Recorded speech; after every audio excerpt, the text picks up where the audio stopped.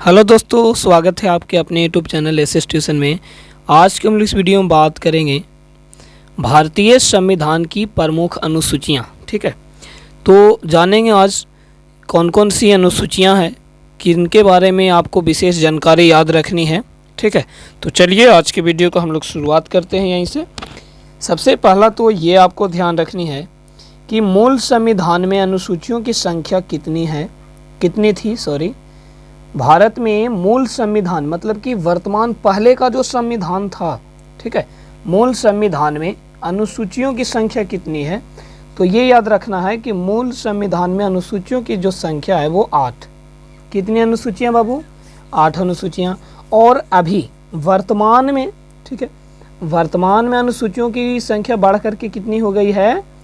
12 हो गई है। पहले कितनी? तो पहले 8 थी, अब कितनी? तो अब 12 हो गई है। ओके, चलिए आगे देखते हैं। अब ये 12 कौन कौन से हैं, चलिए हम इसके बारे में बात करते हैं। तो सबसे पहले प्रथम अनुसूची के बारे में बात करते हैं। तो इसके बारे में क्या आपको बताया गया? तो प्रथम अनुसूची या प्रथम अनुच्छेद बोले आपको, दोनों की बात बराबर है। दोनों में एक ही बात कहा गया है कि भारत और भारत के जितने भी राज्य हैं तथा भारत के जितने भी केंद्र शासित प्रदेश हैं, हम इनके बारे में प्रथम अनुसूची में अध्ययन करेंगे। ओके, चलिए दूसरी बात, अब वेतन भत्ते। ठीक है, दूसरी बात क्या अभी हम आपको बताएं, भारत के जो राज्य है, केंद्र शासित प्रदेश है, हम इनके बारे में बात करते हैं, अध्ययन करते हैं प्रथम अनुसूची में। द्वितीय अनुसूची में आपको अध्ययन करना है कि भारत के राज्य तथा केंद्र शासित प्रदेश या भारत में जो भी शासक आपको आते हैं, शासक कहने का मतलब ये हो कि जनता द्वारा, ये नहीं कि समझिएगा कि ये आपको किसके राजतंत्र का है। ठीक है, चलिए तो वेतन भत्ते हम द्वितीय अनुसूची में किसकी बात करते हैं? वेतन भत्ते। तो ये राष्ट्रपति, प्रधानमंत्री, उपराष्ट्रपति, ठीक है, सुप्रीम कोर्ट के जो मुख्य न्यायाधीश होते हैं उनके बारे में तथा अन्य, ठीक है, etc। ओके, वेतन भत्ते के बारे में बात करते हैं किनके? तो द्वितीय अनुसूची में। क्या द्वितीय अनुसूची में हम किसके बारे में बात करते हैं? तो द्वितीय अनुसूची में हम किसके बारे में बात करते हैं बाबू? द्वितीय अनुसूची में बात करते हैं वेतन भत्ते के बारे में। ओके, चलिए नेक्स्ट, तृतीय अनुसूची में हम क्या बात करेंगे? तो जो अभी हम वेतन भत्ते बात किए थे, प्राइम मिनिस्टर का, राष्ट्रपति का, उपराष्ट्रपति का, ठीक है, तो इनका शपथ ग्रहण, ठीक है, पद ग्रहण इसको हम कैसे देंगे इन लोगों को, ठीक है, शपथ ग्रहण के बारे में हम कौन से अनुसूची में बात करेंगे? तो ये आपको ध्यान रखना है कि तृतीय अनुसूची में, तीसरा अनुसूची में हम बात करते हैं। ठीक है, चलिए नेक्स्ट बात आपका क्या है? तो नेक्स्ट है मेरे पास चतुर्थ अनुसूची।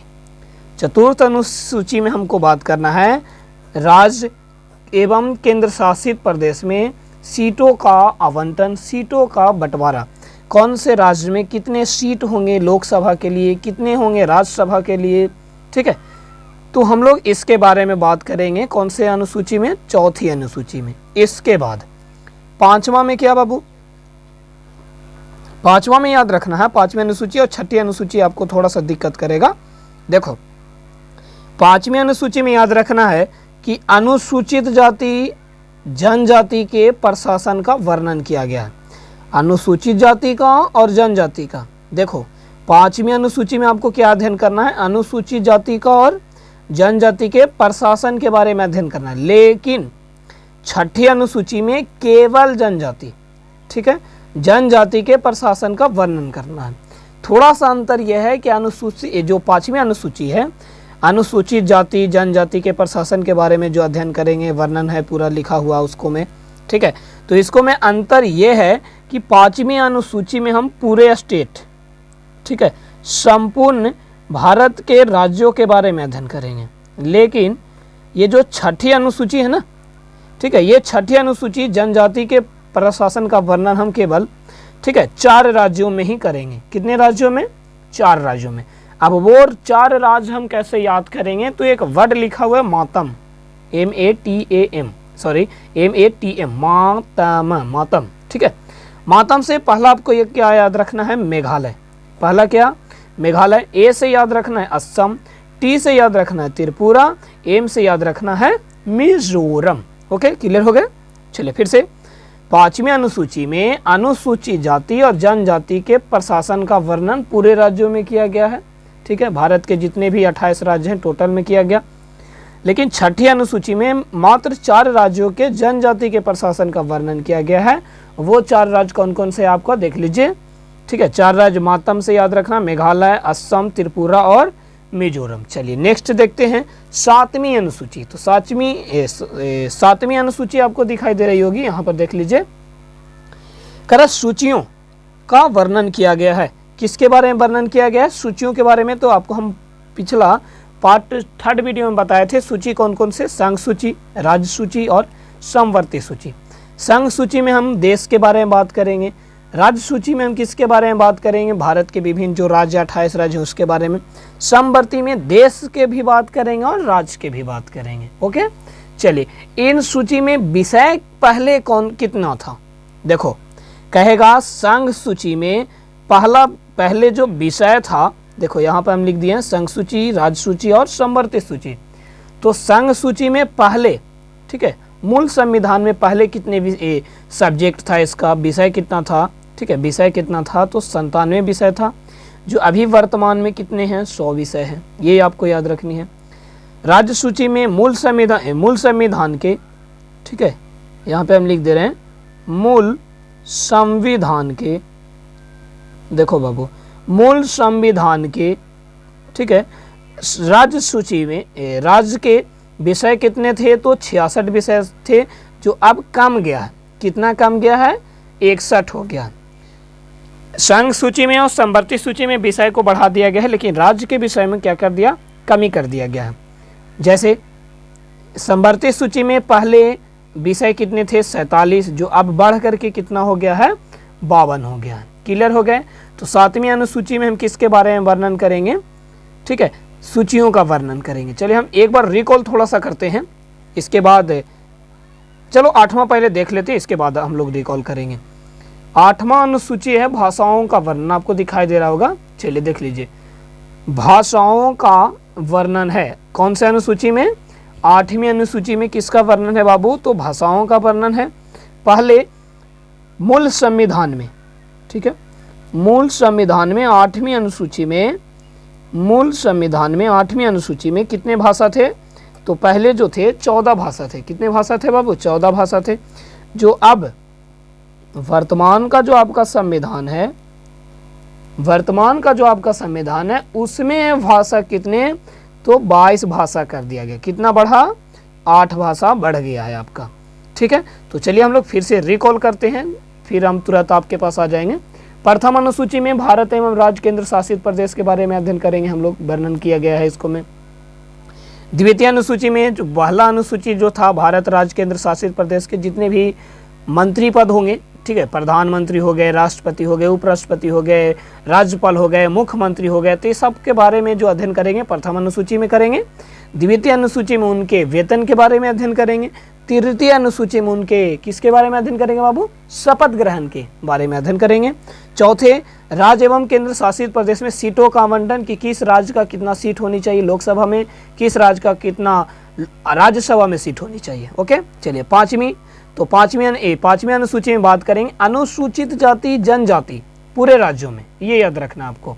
अनुसूचित जाति और जनजाति के बारे में, प्रशासन के बारे में अध्ययन करेंगे पूरे राज्यों में। लेकिन छठी अनुसूची में मात्र हम 4 राज्यों के बारे में अध्ययन करेंगे, मेघालय, असम, त्रिपुरा, मिजोरम, ठीक है। इसके जनजाति के प्रशासन के बारे में अध्ययन करेंगे। 7वां क्या है आपका, लग रहा होगा थोड़ा सा कि हम फास्ट बोल रहे हैं आपको, ठीक है, लेकिन कोशिश कीजिएगा, हम आपको पहले बता दिए, रिवीजन है इसलिए हम थोड़ा सा जल्दी आपको बोल रहे हैं, ठीक है। आपको भी लगेगा वीडियो थोड़ा लंबा हो जाएगा ना, तो देखने में थोड़ा अनविटा सा लगेगा, ठीक है, इसलिए हम आपको वीडियो को थोड़ा सा कम करेंगे। चलिए आगे देखते हैं। 9वीं अनुसूची हम आपको इसको बारी से बताए तो कोई दिक्कत तो नहीं होगा। चलिए देखिए, 10वीं अनुसूची को अभी छोड़ दीजिए, आप केवल आप अभी 9वीं अनुसूची के बारे में पढ़िएगा, जिसके लिए हम आपको पेपर लगा दे रहे हैं। देखो 9वीं अनुसूची, यहाँ पर ध्यान दीजिए, यहाँ पर, ठीक है, यहाँ पर ध्यान दीजिएगा। तो 9वीं अनुसूची में देखो, इसको हम 3 भागों में बांट करके पढ़ेंगे। कहेगा 9वीं अनुसूची को, जो अभी हम लोग पढ़े थे कि मूल संविधान में, ठीक है बाबू, मूल संविधान में अनुसूचियों की संख्या कितनी थी 8 थी जो हम आपको पहले बता दिए, है ना। ये सब जो आपको 8वीं 7वीं आपको पता है ना पहले। लेकिन वर्तमान जो संविधान में बनाया गया, जो वर्तमान संविधान है उसको में कितनी अनुसूची बढ़ा दी गई, तो 12 अनुसूची। तो ये 4 अनुसूची, ठीक है, 4 अनुसूची किस संशोधन के माध्यम से बढ़ाया गया, ठीक है। अब जब बढ़ा ही दिया गया है तो इसको में कौन कौन से कार्य किए गए, कार्यों के बारे में क्या क्या पढ़ना है आपको, ठीक है। इसमें कितने सब्जेक्ट हैं हम इसके बारे में भी अध्ययन करेंगे। ओके, चलिए तो आगे हम लोग बात करेंगे। इससे पहले देखिएगा 9वीं अनुसूची आपके पास क्या है। तो सबसे पहले कहेगा 9वीं अनुसूची। तो 9वीं अनुसूची को प्रथम संविधान संशोधन 1951, प्रथम संविधान संशोधन कब हुआ था, तो 1951 में हुआ था, ठीक है। जिसमें कौन सी अनुसूची जोड़ी गई, तो 9वीं अनुसूची जोड़ी गई, है ना। चलिए अच्छा, इसको में कार्य क्या है बाबू, तो 9वीं अनुसूची में कहा गया भूमि सुधार की, ठीक है, विशेषता बताई गई। भूमि सुधार में जितने भी आपकी विशेषता है, ठीक है, वो मतलब कि जमींदारी प्रथा हटा दिया गया, जितने भी राजा महाराजा के जो जमीन था वो लोगों में बांट दिया गया, है ना। तो ये भूमि सुधार की विशेषता किन अनुसूची में आपको मिलेंगे, तो ये आपको मिलेंगे 9वीं अनुसूची में, ठीक है। प्रारंभिक समय में इसकी मान्यता नहीं थी, लेकिन अब है। पहले तो नहीं था लेकिन अब है।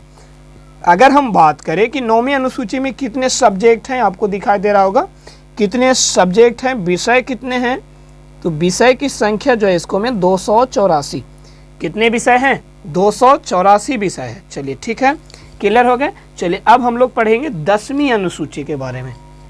देखिए ये, चलिए ये आपको आ गया 10वीं अनुसूची। पहला में हम आपको जो क्या बताएं कि 9वीं अनुसूची कब जोड़ा गया, प्रथम संविधान संशोधन 1951 में। लेकिन क्या गया 10वीं अनुसूची कब आपको जोड़ा गया, तो 52वां संविधान संशोधन कब हुआ था, 52वां संविधान संशोधन हम आपको लिख दे रहे हैं 1985 में हुआ था। कब हुआ था बाबू, 1985 में, जिसमें 10वीं अनुसूची जोड़ी गई। कहेगा किस संविधान संशोधन के तहत 10वीं अनुसूची जोड़ी गई, तो 1985 52वां संविधान संशोधन, ठीक है। अब तक के हम आपको बार बार बता रहे, अब तक कितने संविधान संशोधन हो चुके हैं, 104 संविधान संशोधन अब तक हो गया है, ठीक है।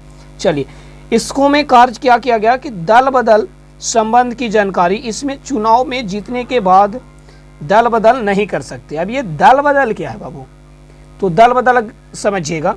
अगर हम मान लेते हैं, यहाँ पे हम 2 एग्जाम्पल आपको लेते हैं, हम किसी राजनीतिक पार्टी से तो नहीं है, ठीक है। चलिए बीजेपी हम लिख देते हैं और इधर हम आपको लिख देते हैं कांग्रेस।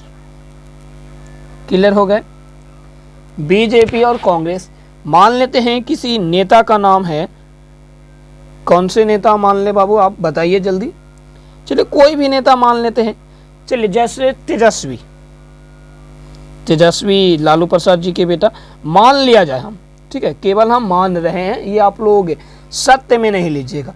अगर दल बदल हम आपको समझा रहे हैं, यहाँ से समझिएगा दल बदल पार्टी क्या है, ठीक है। तो ये दल बदल की जो संख्या है, ये जीतने के बाद इसको में हम नहीं कर सकते। अब समझिए, मान लेते हैं चुनाव में खड़े हैं, तेजस्वी प्रसाद जी चुनाव में खड़े हैं, जो किस चुनाव से हैं, किस पार्टी से हैं, बीजेपी पार्टी से हैं। ओके, क्लियर हो गया यहाँ तक। लेकिन तेजस्वी जी को लगा 2-4 दिन इसमें बीजेपी में रहें और इनको लगा कि अरे यार हम यहाँ नहीं जीत पाएंगे, चलो बीजेपी को छोड़ करके अब हम कहाँ चलते हैं, कांग्रेस में चलते हैं, ठीक है। ऐसे इनका तो अपना पार्टी है ना, तो अपना पार्टी से मतलब नहीं है, हम आपको उदाहरण देकर के खाली समझा रहे हैं कि पहले तो बीजेपी में थे, फिर इनको 3-4 दिन के बाद लगा अरे यार हम यहाँ से नहीं जीत पाएंगे, चलो दूसरे जगह चलते हैं। तो ये दूसरे जगह में कहाँ आ गए, कांग्रेस में आ गए। चलो ये बात क्लियर हो गई। अब इसको में रह गए बेचारा, ये मान लेते इसको में 4 दिन रहे थे, इसको में अब 10-15 दिन रह गए, फिर लगा चलो यहाँ पे नई पार्टी बन रहा है मेरा, चलो हम फिर बीजेपी में चलते हैं। तो ये जो दल बदल जो सरकार चल रही है, ठीक है, इसी को हटा दिया गया किस अनुसूची में, 10वीं अनुसूची में। तो आशा करता हूँ, ठीक है, कि ये आपको समझ में आ गया होगा दल बदल सरकार। इसमें आपको पाबंदी कब, हारने तक। अभी भी इसको में कुछ खराबियां हैं। अब वो खराबियां क्या है कि जब तक कोई कैंडिडेट क्या हो जाती है, जीत नहीं जाता, ठीक है, विनर नहीं हो जाता, तब तक ये दल बदल सरकार करते रहेंगे, है ना। लेकिन जीतने के बाद दल बदल नहीं कर सकते। ऐसा नहीं कि ये को चुनाव से जीत गए, बीजेपी से जीत गए और आप चल गए कहाँ, कांग्रेस में चल गए, तो ये आपको दिक्कत वाली बात हो जाएगी, है ना। चलिए अब आगे पढ़ते हैं। 11वीं अनुसूची, इससे पहले हम आपको 15 मिनट का वीडियो हो गया है, ठीक है। इससे हम आपको पहले छोटा सा और टिप देना चाहते हैं। 9वीं अनुसूची, प्रथम संविधान संशोधन 1991, विषय क्या था इसको में, ठीक है। तो विषय जो था 284 सब्जेक्ट था इसको में। भूमि सुधार के लिए विशेषता इसको में बताया गया। पहले इसको मान्यता नहीं दिया गया था, लेकिन बाद में इसको मान्यता दे दिया गया। चलिए अब 11वीं अनुसूची, तो इसको 73वां संविधान संशोधन 1992-93 में जोड़ा गया। इसमें क्या बात किया गया, पंचायती व्यवस्था अपनाया गया था। आप लोग एक नाम सुने होंगे समिति का, उस समिति का हम आपको नाम लिख दे रहे हैं, ठीक है। चलिए यहाँ पर हम लिख दे रहे हैं आपको, ये रेखाखंड हम दूसरा सब्जेक्ट आपको बता रहे थे। चलिए तो इसको हम मोड़ लेते हैं। यहाँ पर समझिएगा, एक समिति का नाम है बलवंत राय मेहता समिति। कौन सी समिति, बलवंत राय मेहता समिति। इनके अनुसार पंचायती राज व्यवस्था को क्या किया गया बाबू, तो लागू किया गया। यहाँ से थोड़ा सा देख लीजिए, कैमरा में प्रॉब्लम है। चलिए क्लियर हो गया ना। 73वां संविधान संशोधन 1992-93 में 11वीं अनुसूची जोड़ा गया। इसमें बात क्या किया गया, इसमें सब्जेक्टों की संख्या कितनी है, तो 29 है, ये आपको याद रखनी है। देखो सब्जेक्टों की संख्या कितने, 29। बात क्या किया गया, पंचायती व्यवस्था को अपनाया गया। इतना ही नहीं, खाली पंचायती व्यवस्था को नहीं, अब 29 को सब्जेक्ट है बाबू, तो खाली पंचायत के नहीं, पशुपालन भी अपनाया गया, कृषि भी अपनाया गया, सड़क निर्माण विधि भी अपनाया गया, है ना। चलिए अब आगे चलते हैं हम लोग। लास्ट जो आपका है 12वीं अनुसूची, तो ये जो 12वीं अनुसूची था, 74वां संविधान संशोधन 1992-93 एक ही साल दोनों के अपनाया गया। इसमें नगर प्रशासन का क्या किया गया है, वर्णन किया गया। किसका वर्णन किया गया है, तो नगर प्रशासन का। इसको में सब्जेक्ट कितने हैं आपका, तो याद रखिएगा, इसको में जो सब्जेक्ट है वो 18 सब्जेक्ट है। कितने सब्जेक्ट है, 18 सब्जेक्ट है, ठीक है। तो आशा करता हूँ आपको पूरे के पूरे जो वीडियो थे, ठीक है, प्रथम अनुसूची, द्वितीय, तृतीय, चतुर्थ, पंचम, षष्ठ, सप्तमी, अष्टमी, नौवीं, 10वीं, 11वीं और 12वीं, ये सभी अनुसूची आपको समझ में आ गया होगा, ठीक है। आप लोग नोट जरूर बना लीजिएगा।